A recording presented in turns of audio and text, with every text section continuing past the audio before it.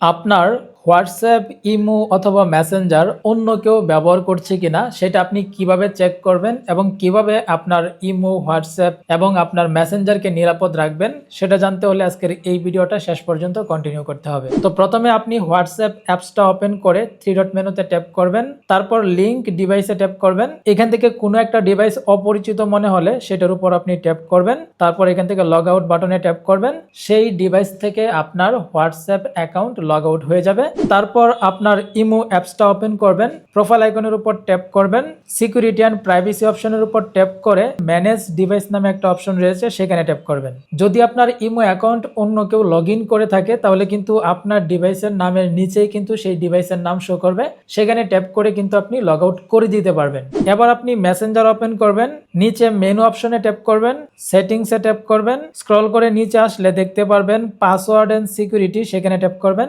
আবার আপনাদেরকে password and security অপশনে ট্যাপ করতে হবে, where you are logged in এখানে ট্যাপ করবেন। এবার এখানে দেখতে পারবেন এই মেসেঞ্জারটা কোন কোন ডিভাইসের মধ্যে কানেক্ট করা রয়েছে। যদি কোনো একটা অপরিচিত মনে হয় তাহলে সিলেক্ট ডিভাইস এখানে ট্যাপ করবেন। এবার এখান থেকে আপনি একটা ডিভাইস সিলেক্ট করবেন, তারপর নিচে লগ আউট অপশনে ট্যাপ করলেই কিন্তু সেই ডিভাইস থেকে আপনার মেসেঞ্জার অ্যাকাউন্ট লগ আউট হয়ে যাবে। প্রত্যেকের জন্য ভিডিওটা গুরুত্বপূর্ণ, শেয়ার করে আপনার ফেসবুক টাইমলাইনে রেখে দিবেন।